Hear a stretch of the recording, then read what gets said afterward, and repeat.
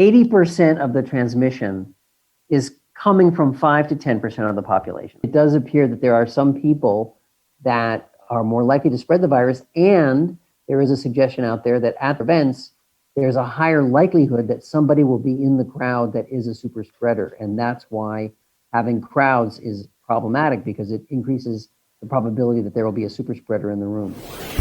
Once we get to the vaccine stage, we have lots of advantages. Programs are tried and true, tested. The providers know how to do it. The systems are in place. Reimbursement systems are clear and in place. Once we get to the vaccine stage, I don't anticipate a whole lot of problems because there's a lot fewer unknowns. We know the system is pretty good at getting vaccine out.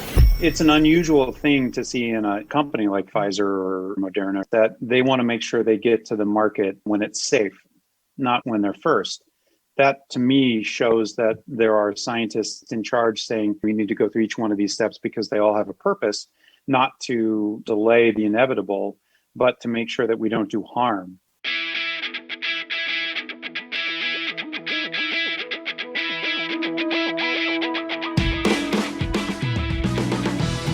Hey everybody, welcome back to the Vitalist Spark podcast. I'm your host, John Ford, and our roundtable of experts returns as COVID-19 itself returns to a level of new cases that we haven't seen since June. Commentators speak of COVID fatigue as a reason that new case counts are up, and many of us can relate. But October is not June, and November does not have to be like July. Remember what we do know. Masks work, as does physical distancing, and avoiding higher risk situations that could become super spreader events. In fact, new data on super spreading is part of today's roundtable, and it continues to point to this fact. We've got to be as COVID smart as is humanly possible. Stay at home as much as you can, wash up, mask up, maintain physical distancing, and keep a heads up for your fellow Arizonans. Our actions today do make a difference. If you're looking for reinforcement on why such COVID smart community actions are needed, you'll find it in this episode. Data from the latest large-scale epidemiological work, new insights into the realities of contact tracing, what ER treatments look like now compared to months ago, where we are headed with vaccines, and whether Arizona is on track to systematically get vaccine distribution right. It's all right here in the next 30 minutes or so. So let's get to it. It's time to dig into life with COVID-19 as of late October 2020.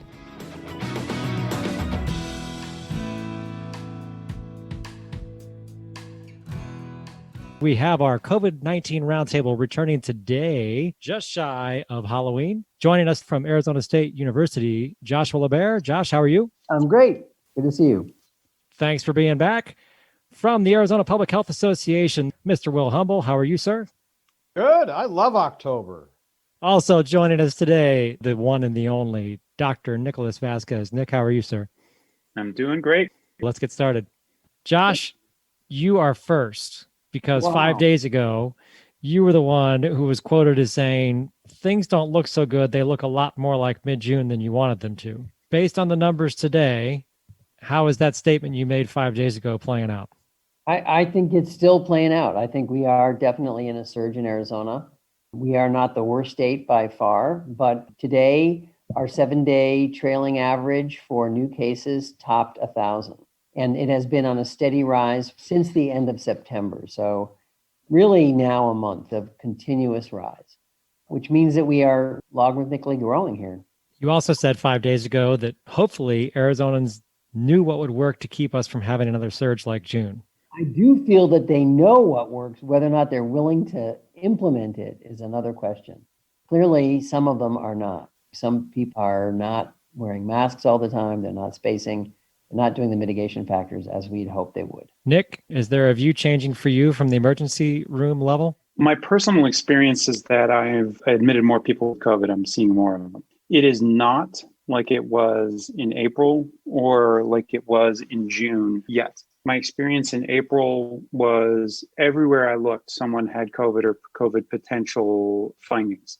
Either they came in for fever or cough, or we would just incidentally find that they had X-rays that looked like COVID. It was all over the place, everywhere I turned. June was like that, but 7 out of 10 on the scale. Now we have had an increase in number of patients that we're seeing with COVID. That started about 2 weeks ago. And so it is slowly getting more active.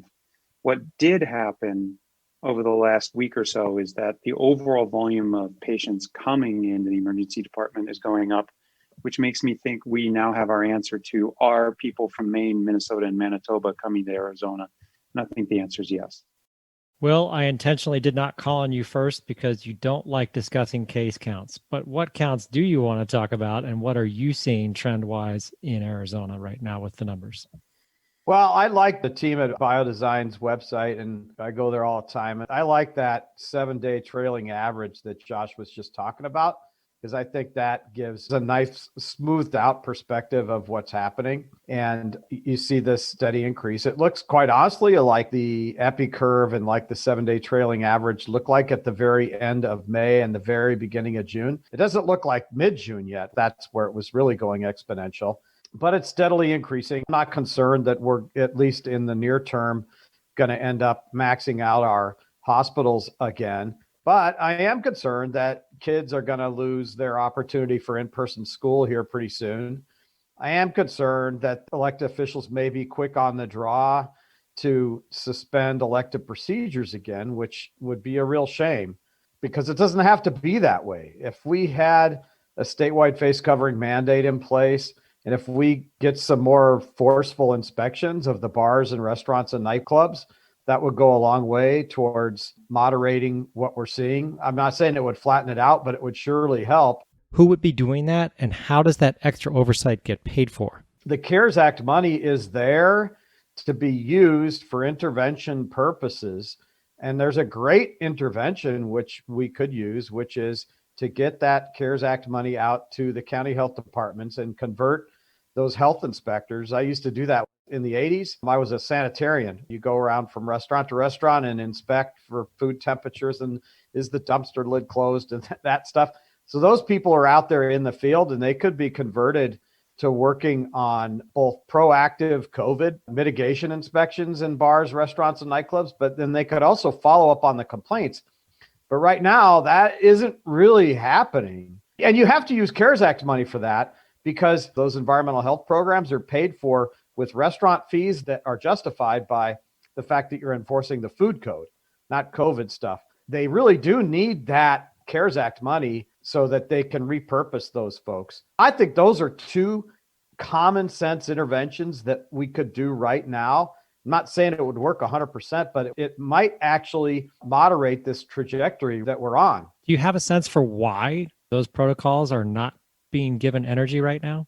Here's what I know happened is that the health director, Dr. Christ, went to the county health departments and said, hey, if you were to get CARES Act money to follow up on the complaint investigations, what would it cost? And they gave some numbers back, and there was never an agreement made between the counties and the state on those contracts. I think it was just insufficient funds, but the money's there. And what better use for it than to repurpose some inspectors to get better compliance in those exact environments that we've now established are the super spreading type of environments, bars, restaurants, and nightclubs and indoor environments. So I don't know why exactly, but I know it's possible. It just isn't happening. Josh, let's touch base on super spreading for a second. We did have the study that came out of India about a month ago now. It got some significant coverage, but not a lot. Can you help listeners understand what that study said and what it means about how the virus spreads? Yeah, I think a key statistic from that study, and actually there was an earlier study months ago, that both of them point to the fact that 80% of the transmission is coming from 5 to 10% of the population. I think that's probably the most relevant statistic here. That means that not everybody who gets this transmits it. In fact, one of the other statistics was that around 70% of people who get it never transmit it to anyone. It's a small fraction of people that are giving it to the majority of people who get it. And there have been a variety of people who commented on this, and it's a combination of the super spreader event and the super spreader individual. So the event, of course, is an event where people are gathered together, perhaps not wearing masks the way they ought to be, perhaps not maintaining distance the way it ought to be. And for whatever reason, out of that event, many people get infected. I mean, probably the most notorious now is the Sturgis motorcycle rally, which happened in North Dakota and moved North Dakota to the highest number of per capita cases in the country. Over 250,000 people probably may have been infected from that event. But then there's also this idea of a super spreader individual. We don't really fully understand that, why certain people are better at spreading. Some people have hypothesized that maybe they're better at stabilizing the virus. Some people hypothesize that they just have high viral counts. Other people have suggested that they may have other viruses concomitant with the COVID virus, and that makes them better at spreading. Don't fully know, but it does appear that there are some people that are more likely to spread the virus. And there is a suggestion out there that at these super spreader events, there's a higher likelihood that somebody will be in the crowd that is a super spreader. And that's why having crowds is problematic, because it increases the probability that there will be a super spreader in the room, if you will.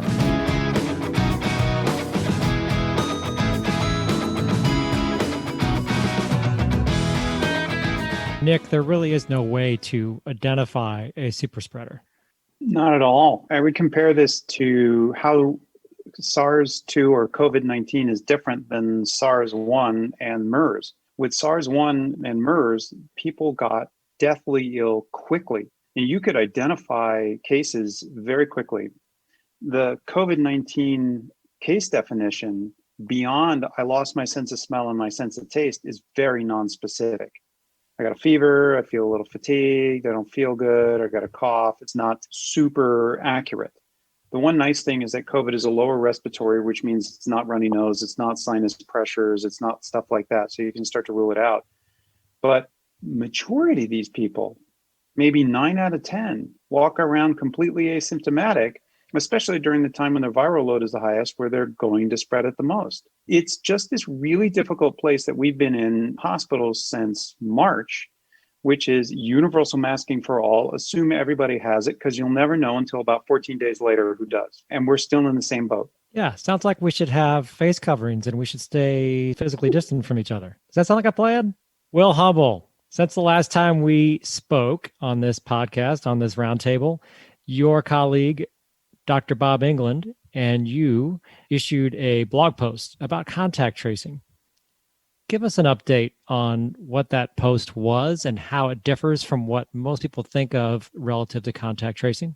This came out of an idea that Dr. Bob had after reading an article in The Atlantic about exactly what we're talking about here, super spreading. That made him really start thinking maybe this retail kind of contact tracing that we're doing isn't the best way to deal with this kind of virus, given the way it has these big giant boluses of super spreading. Maybe we need to think about it differently. So that's what that blog post is about that Bob put together. And basically the idea is maybe we ought to be thinking about this as when we get cases. Let's say there's a football game last night at Cardinal Stadium. It was limited capacity, but let's just imagine for a moment that there were some cases that came out through case investigations from the tailgate or from the football game itself. Then he was thinking, well, instead of saying, do this retail, who were you around for 15 minutes within 6 feet or more kind of contact tracing, to say, hey, if you were at the game, then you were potentially exposed. So think of it as more of an event type of contact tracing rather than a retail person to person. So Maricopa County Public Health is looking at that, thinking about incorporating that into what they do as part of their contact tracing efforts to bring it back a level so that they're putting some focus on these super spreading events. It's an interesting idea. My understanding from your example, the football game last night, my understanding was only Seahawks fans could either spread it or get it. Yeah, well, that would make sense. It's those colors they wear, you know?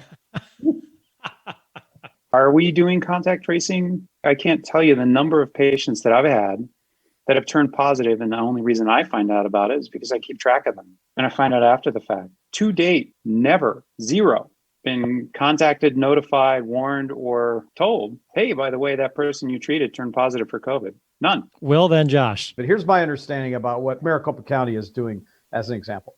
which is now that there's a reasonable number of cases, no one can expect Maricopa County to do contact tracing the way things were in June and July. It was just off the charts community spread.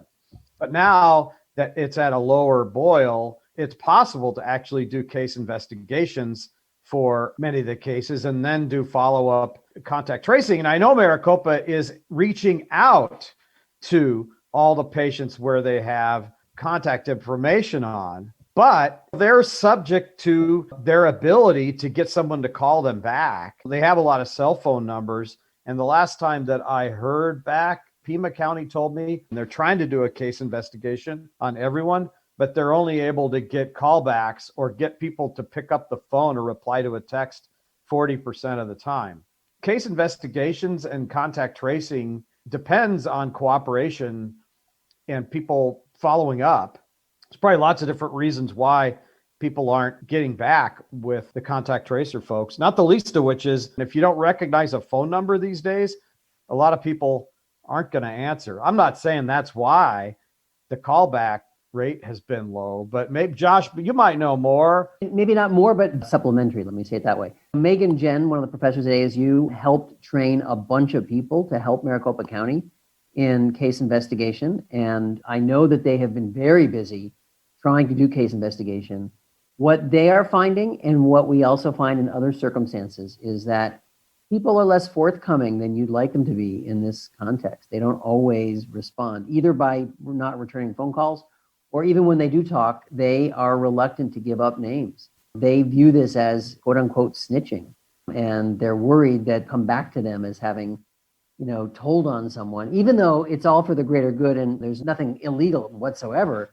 It's just people are reluctant to give up a name because they're worried that that person will then be angry that they have to shelter for 2 weeks or whatever.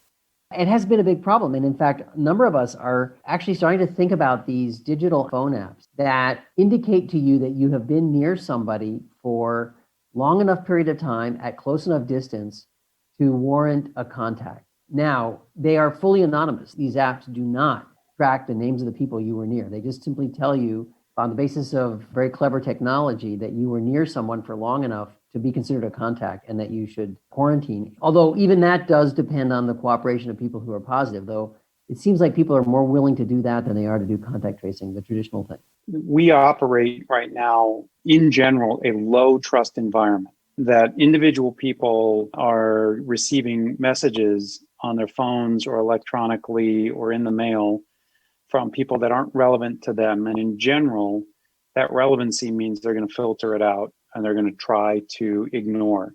And so official communication becomes much harder to do. It should inform your policy that you honestly cannot do a test and trace. That whatever policy we put forward, unless you have different means other than a few well-intentioned volunteers and a couple of staff that you've paid to make phone calls, your tracing capabilities aren't going to be enough to manage this pandemic. That you're going to have to find a different policy, shutting things down, masking, or others. Here's the way I look at the test and trace is that I think it was oversold at the beginning as a solution to this thing, and that if we just did great contact tracing, that would be enough. But I look at it more like a layer of protection to slow the spread.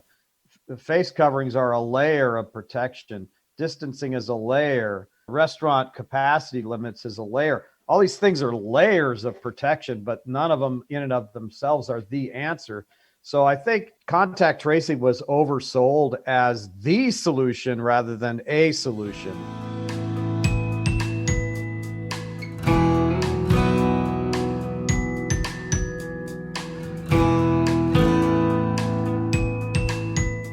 Don't forget the importance of testing itself. I'm a big believer that the testing itself is an intervention. One of the best examples I could point to that is the university. We have implemented randomized testing. And so every student knows that there's a chance that they will get a notification today that they have to go in for testing. And although our numbers at the beginning of the semester shot up initially, they have come down to very low numbers. I, in part, attribute that to the fact that everybody knows that they could get tested and people are pretty well behaved. And of course, we do have a lot of mitigation and factors in place at the university, but our numbers are well below the community numbers. So, as a parent of an ASU student, I will ask this question. Is the amount of emphasis that's being put on testing at Arizona State University actually possibly leading students to believe that they don't need to isolate as long as they continue to test? No. Students understand that they need to follow the other mitigation factors. In fact, that's emphasized repeatedly as well. I can't speak for the minds of the students, but I can tell you that the university emphasizes everything, including spacing, including staying in your room when you're not needed to be out, including mask wearing when you're out, all those things. As part of our testing program, we do testing for a number of different charitable organizations and for different companies and such. And overall, my experience with them is that a lot of them have done very well and kept the numbers very low. And I think part of it's just routine testing. Let's turn to vaccination plans. Will, talk to us about what the state of Arizona did release, whether it's a detailed plan or not, how that is going to play out moving forward. Yeah, so given the amount of information that we have right now, the planning document that they put out last week was pretty good. Here's the way I liken it to. It's a 51-page plan. What it does is describe how they will go about making decisions and how they will go about their future planning. The guidance document that they put out last week isn't like, this is what we're going to do and when we're going to do it, and these are the priority populations that will be, and this is how we're going to vaccinate them and all like that. It was, this is the process that we're going to use as we make decisions, and these are the entities and people that we will tap to help us make better decisions. So one of the things that they had in there was basically it's a group of, I'd say 25 different stakeholders that they're going to bring together from time to time to help them figure out priority populations for the early doses of vaccine, whether and how to do mass vaccination clinics and where to do those.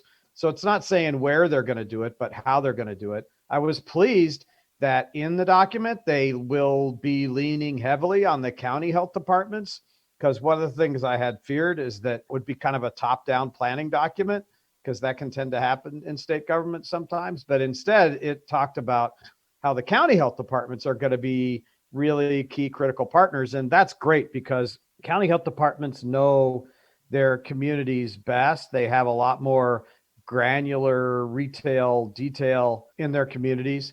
So that was good.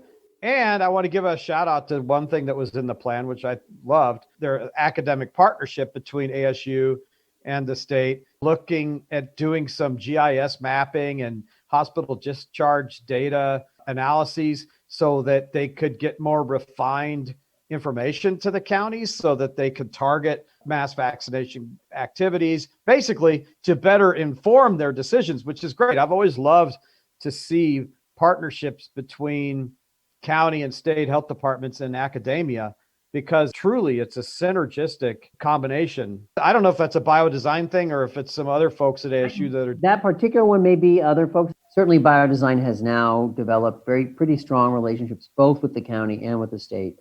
We're in touch with them constantly now. And we're glad to see that they're embracing the university. The next thing after this planning document, we'll find out what happens in the phase 3 trial data. We'll see what happens regarding emergency use authorization or full approval of vaccine. We'll see what CDC says about the priority populations. We'll know what the cold holding temperature requirements are, which is what we'll need to know for the logistics of how to get out the vaccine. And then you could expect to see the state, I think, put out an operational plan. Yeah. That's the plan with the who, what, when, where, and why. Can you talk a little bit more about that, the cold chain required for the vaccine? Because there are certain parts of this state that lack for infrastructure.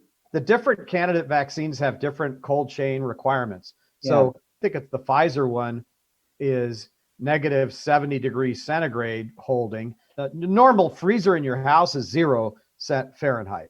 This is negative 70 C, so that's like negative 94 Fahrenheit or something, super cold. So these are not commercial refrigerators, freezers that you buy. Those vaccines will require a cold chain that's more challenging. There are other vaccines that just have the regular frozen, like your regular house freezer temperature, 0 F. So those will be easier. And then you have to look at how many hours that the vaccine vials can be thawed out before you have to use it.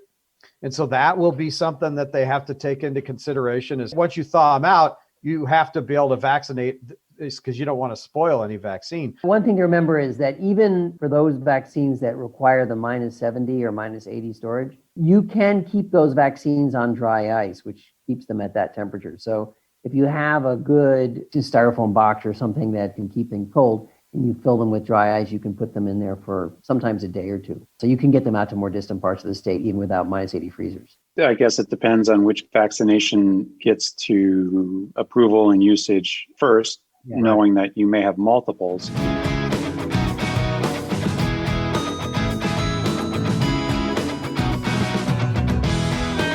So there's two other issues with vaccinations that kind of come to mind. And the first is, how do you keep track of who got what vaccine if there's multiple vaccines? And then second question is, how do you establish trust in the populations that you absolutely positively have to get it out to, who currently have a low level of trust that the vaccine will either be safe or that the people making decisions consider folks like them? The answer to the first one's easy. Arizona was on the forefront of vaccine tracking. When Governor Symington was in office way back then, his wife was big into childhood vaccinations, and there was a lot of effort in state government put into building the ACES system, which is Arizona's vaccine tracking system. And so the plan that was released last week talked about using that ACES system, which was designed for kids, but you can put adults into the system. And I think even it's been expanded to adults anyway now. So we have a way of tracking in the ACES system who got what vaccine, and you could put Pfizer vaccine or Moderna. There's a field for that. So that one is pretty easy. We've got the infrastructure. Yes, there's users' IDs and passwords, and there's this things like that. But most providers who do vaccinations, like the ones in the Vaccines for Children program and the pediatricians and the community health centers and the like, they know how to use ACES and all. So there'll be some training if there's people that are giving these vaccines that don't use ACES now. And then the confidence in the vaccine, how do you do that? I think it's important to be super transparent about the results that are in the phase 3 data so that those are publicly available, and transparency tends to build trust. And then B, go through full approval and don't go out with mass vaccination clinics under emergency use authorization. Then you haven't gone through the fine-tooth comb of the data that happens during the FDA approval process. I think some confidence will come back once the elections are over and people feel like there's a little bit less politics in it. You're absolutely right. And I think everybody's committed to going through the full process. So. Nick, as the guy who could be in the room when the plunger gets pushed on the vaccination, do you buy that?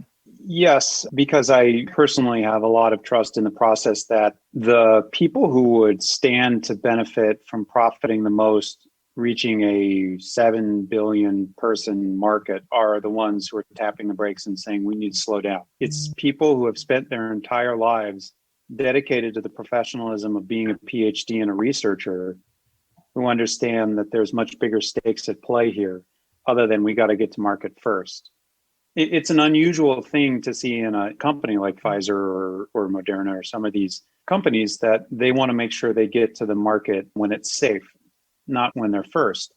That to me shows that there are scientists, at least in charge, saying there are steps we need to go through, and we need to go through each one of these steps because they all have a purpose, not to delay the inevitable, but to make sure that we don't do harm. You can't give a vaccine without engendering an immune response, and that immune response inevitably, when spread out over an entire population of people, will result in some cases of Guillain-Barré and in some cases of other immune complications. As a council member of the American College of Emergency Physicians, expand your view beyond yourself and talk about what your profession is looking at in terms of vaccine confidence and thinking about the people that you are directly in contact with, the general public. Well, it's going to come out all as a tumult because there's a lot in there. But what we are expecting out of a vaccination is that the people making the vaccine adhere to the highest level of scientific standards. Because once you start giving this vaccination, there's no going back. You can't take that vaccine back. It's like doing a surgery. You own the outcomes. You're not going to be able to undo the impact that you've made. So we at one level are saying, you need to get this out as quick as possible. And the other level, we're saying, you need to take as long as you need. We're aware that the trend in cases is going up. We expect this winter to be bad. I personally expect Arizona's winter to not be quite so bad because people get to go outside during the winter rather than be stuck inside. But that's a whole nother thing. The college is concerned that there's going to be a bad winter, but we are resigned to the fact that that's already baked in the cake, that we are on a path that is not something that we can avert yet, that we are in for a tough winter one way or the other. And we're sort of prepared and ready for it, but we are in mourning. And so for the American College of Emergency Physicians specifically, we are mourning one, Dr. Lorna Breen, who was medical director for an ER in New York. And in the middle of the pandemic, she got COVID, recovered, and went back to work. Her particular ER was one that was very hard hit to the point where they were running out of oxygen coming out of the wall. They were using oxygen tanks for COVID patients in the waiting room, and those oxygen tanks were running out of oxygen. They had people die in the waiting rooms for lack of oxygen. And post-COVID, she came back, was working a lot of shifts, 12-hour shifts, wouldn't go home because she's the medical director and her people were working long hours anyway. And she committed suicide. It was too much for her. Her family noted that her demeanor had changed. This was a woman who had never met a challenge she couldn't overcome. She was into being a medical director because she really liked her staff and she dedicated herself for her staff. And when she couldn't fix the problem, this is the story we're telling ourselves. We think that it was too much for her. She had been treated with psychiatric treatment. She'd been to counseling, been hospitalized for depression. But after the hospitalization let go, she chose to take her own life. We are talking amongst ourselves about how we need buddy checks. We need to stay with each other, pick each other up, and to see each other through this winter that we expect to come.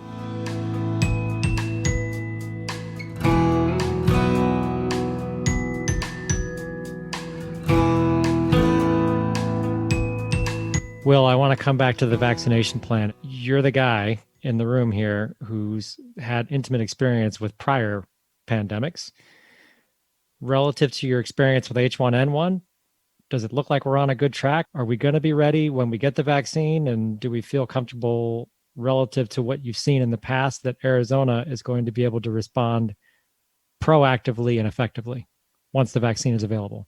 Yeah, I'm glad you framed it that way. This pandemic is obviously way more challenging than H1N1 was with respect to the epidemiology, the healthcare part of it, the hospital system pieces, et cetera, and the fact that it super spreads, which is different from influenza. But when it comes to the vaccine, there's a lot of similarities between H1N1 and the vaccine program there and what will happen here. Now, one big difference is H1N1 vaccine, you didn't need a booster. This one, you're going to need a booster. So that part of it's harder, but the ACES program is there. Last time we used the vaccine for children infrastructure to roll out the vaccine, to find the vaccinators. That was only 10 years ago. So those processes are still available to find those folks to do those vaccination, community health centers and places like that. And then each county health department in H1N1 made their own decisions about how to get the vaccine out to especially the kids groups. Maricopa County, Bob England, he went from school to school and they did mass vaccination clinics in schools. Other counties decided that they were going to roll it through their normal infrastructure and have pediatricians do the vaccinations for H1N1. But once we get to the vaccine stage, we have lots of advantages. There's not a big box of unknowns when it comes to the vaccine programs are tried and true, tested. The providers know how to do it. The systems are in place. Reimbursement systems are clear and in place. There's some decisions, obviously, that you have to make about which populations go first. There's going to be some logistics that come out of the cold chain requirements and that kind of stuff. Once we get to the vaccine stage, I don't anticipate a whole lot of problems because there's a lot fewer unknowns. We know the system is pretty good at getting vaccine out. I'm in agreement with everything Will said. I'm hopeful that people have a good plan in place and that we know how to do all this. We certainly have demonstrated that in the past. And we can get over the distrust issues and the concern issues. I think we'll get adoption and people will start doing it. And remember, part of this, how deep we need to go into the population will depend a lot on how effective the vaccine is. So back of the envelope calculation, let's say we need to get to 65% immunity so that we're at herd level. And we're going to achieve 15% of that, let's say, with natural immunity. Those are people that get infected and recover. So that means you need another 50% of the population to get immunity through the vaccine. that's a function of how effective the vaccine is times the percentage of the population that you can get vaccinated. So if, for example, the vaccine is 70% effective, then you need to vaccinate 70% of the population, because 7 times 7 is 49, gets you half, plus the 15% of people that recovered after natural immunity. But if we're lucky and the vaccine is 80% effective, then you could get away with 6 times 8 is 48, about 63% of the population getting vaccinated. But the vaccine might not be as effective. It might be 60% effective. And that would mean you have to vaccinate 80% of the population. So a lot is going to depend on what it shows in the phase 3 trials on how effective these different vaccines are. And that will give us a clue about how many people we need to get vaccinated. Train leaves Albuquerque at 5, traveling 80 miles an hour.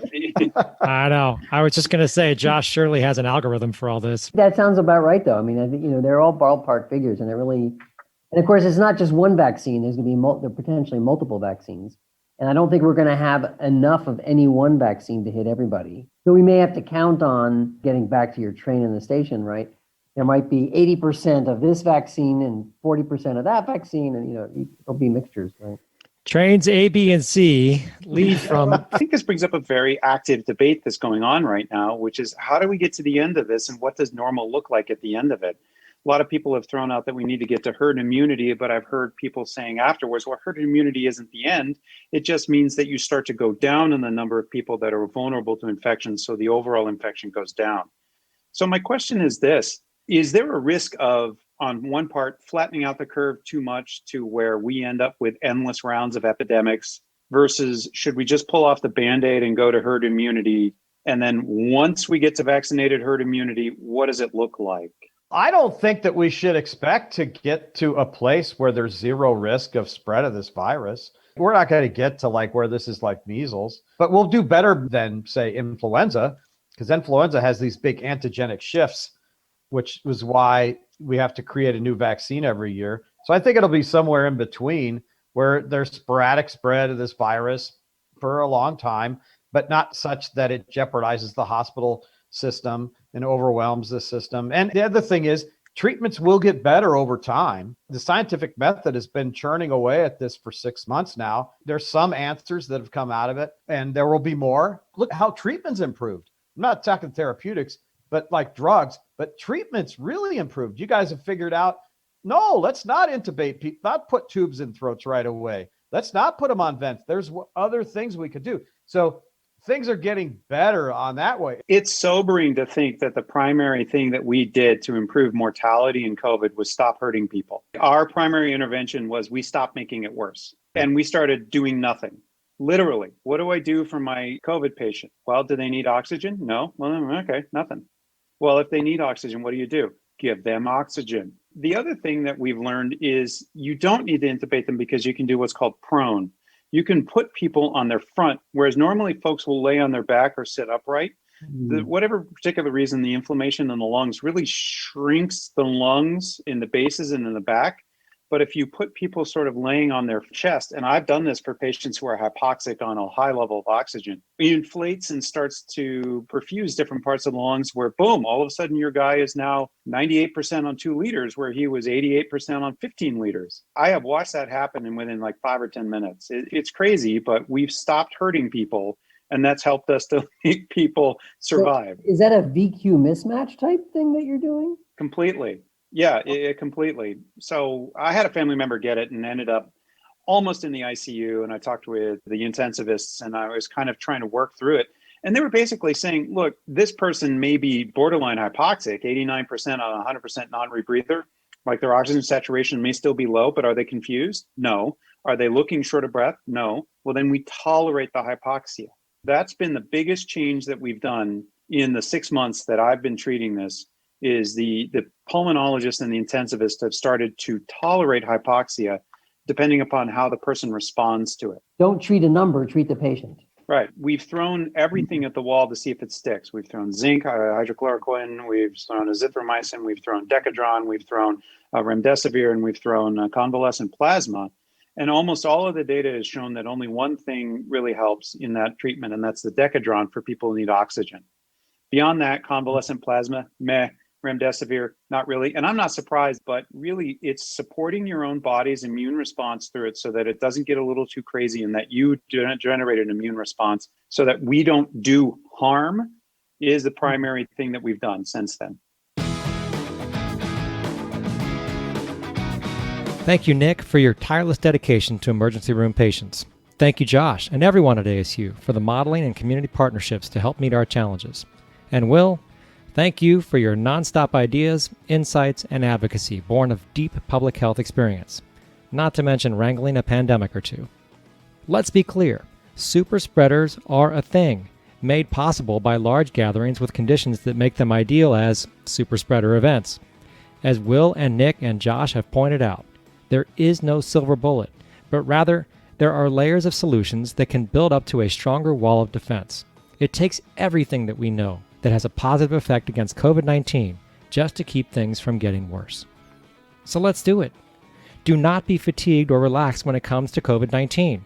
Just as importantly, don't forget that a twindemic of flu and rising COVID cases is possible, and avoiding that twindemic that would overburden hospital emergency rooms is up to us. Number 1, get your flu shot now to help avoid the combined effect of flu and COVID on our neighbors, our healthcare professionals, and our hospitals. Number 2, make sure you continue to wash up, mask up, physically distance whenever you can, and keep a heads up for each other out there. Double points for masking up, by the way. It can help prevent COVID and the flu from spreading. Number 3, testing can help. It's more broadly available and it's free. When in doubt, get tested.